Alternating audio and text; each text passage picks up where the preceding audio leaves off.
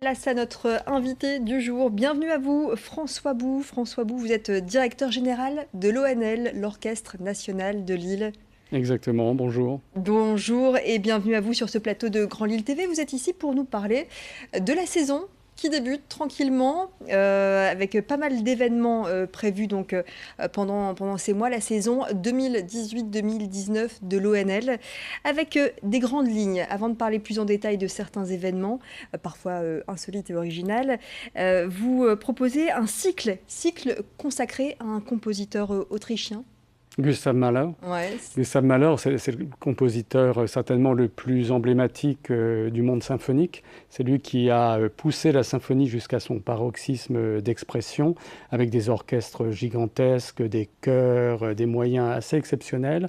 Mais surtout, c'est tout un monde, c'est tout un voyage à travers un monde à la fois psychologique, mais aussi sonore, bien entendu, qui retrace, qui reflète, qui résonne avec le début du XXe siècle et le romantisme, le grand romantisme, disons. Alexandre Bloch, c'est le directeur musical de l'Orchestre national de Lille. Il entame chez vous sa 3e saison et on peut dire qu'il a vraiment contribué à l'essor de l'Orchestre national de Lille, à son rayonnement, plus 35% de visiteurs qui ont ouvert la porte du nouveau siècle et des salles de concert dans lesquelles vous interprétiez les œuvres. Oui. Alexandre Bloch, qu'est-ce que vous pouvez me dire sur lui ? Alexandre, c'est un jeune homme de son temps, c'est un grand artiste, grand chef d'orchestre, mais avant tout un homme connecté avec son temps. Et donc il nous apporte énormément au niveau des formats, par exemple Smartphony, qui est un nouveau format de concert Alors rappelez-nous, on est avec son smartphone, c'est ça, au début du concert? Oui, nous avons développé une application avec une start-up du Pas-de-Calais. Et avec son smartphone, votre smartphone, vous allez pouvoir interagir avec les musiciens et le chef d'orchestre pour connaître mieux une œuvre et surtout pour mieux l'éteindre ensuite et écouter cette œuvre déconnectée. C'est-à-dire passer par la connexion pour ensuite mieux se déconnecter. D'accord, très bien.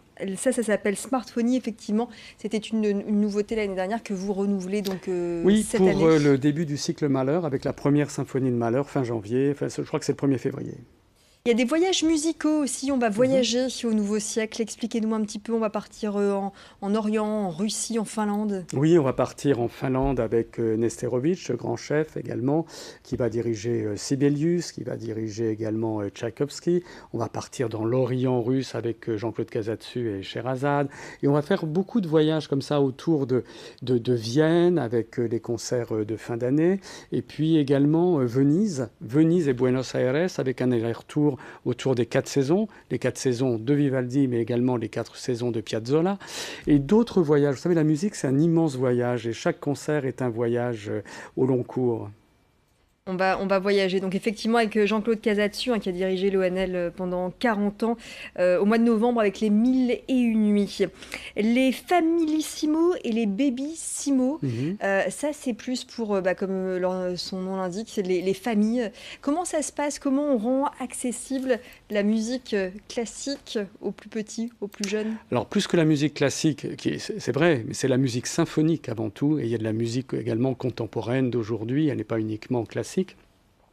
Comment on fait? Eh bien, je crois qu'on dédie des concerts, par exemple des programmes pour les familles qui tournent autour, par exemple, de Ma Mère-Loi, que nous allons donner en coproduction avec la Auditorie de Barcelone et l'Institut théâtral de Barcelone, les danseurs de cet institut théâtral. Et donc, on va rendre ces concerts avec des formats courts, des formats accessibles, parfois les formats, on a parlé des formats connectés, ce qui nous permet d'avoir une connexion directe avec le public, avec notre époque. C'est ça qui est important. On ne se cache pas avec un nez rouge, c'est de la musique symphonique qu'on propose, c'est de la musique classique, c'est de la musique d'aujourd'hui, mais les formats vont changer. D'où ces formats destinés aux familles, destinés aux enfants, destinés à d'autres collectifs.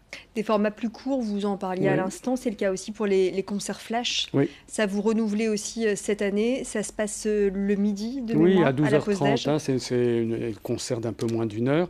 Donc là, ça permet, le public qui vient écouter de façon complètement différente. C'est-à-dire qu'il est très ouvert, aux expressions contemporaines, aux expressions d'aujourd'hui, à la rencontre, à la curiosité, à la rencontre avec des artistes ou avec des compositeurs. Très bien. Autre, je ne vais pas dire nouveauté puisque c'était déjà l'année dernière, mais la relaxation, donc de la musique symphonique pour les futures mamans. Oui. Comment ça se passe? Ça se passe très bien. Eh bien, c'est simplement voilà, des moments de relaxation avec une animatrice et des musiciens de l'orchestre interprètent des morceaux de musique qui permettent une relaxation et une connexion musicale avec son futur bébé.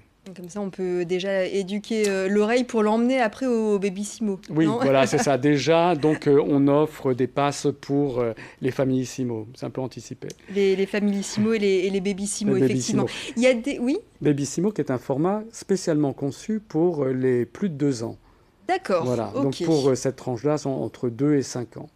Très bien. Il y a des changements d'année en année au sein même de l'orchestre? Ah oui, oui, oui, beaucoup. Pour vous donner une idée, nous allons avoir à peu près presque 60% des membres de l'orchestre, des musiciens, qui vont changer dans les 4-5 prochaines années.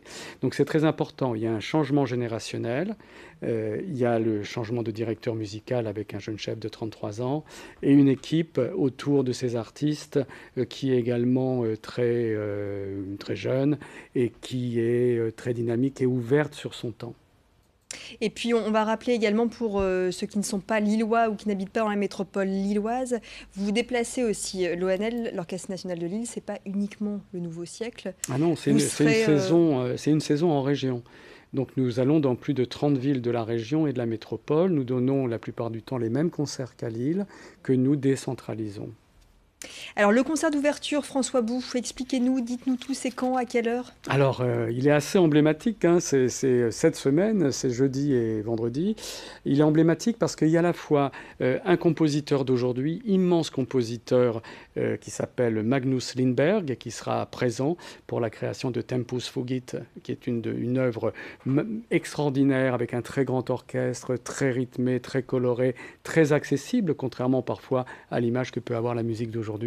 Et puis un immense flûtiste, le prince des flûtistes, qui est Emmanuel Pahud, français, et qui est également membre de la Philharmonie de Berlin. Et puis en deuxième partie, ce sera Petrouchka, qui est une œuvre de Stravinsky, un ballet donc très, très chatoyant, extraordinairement orchestré. Et donc vous avez en un concert presque le résumé de ce qu'offre l'Orchestre national de Lille. Et rendez-vous sur le site internet de l'Orchestre national de Lille pour plus d'infos. Merci beaucoup François Bouffe de nous avoir éclairé sur la nouvelle saison de l'Orchestre national de Lille.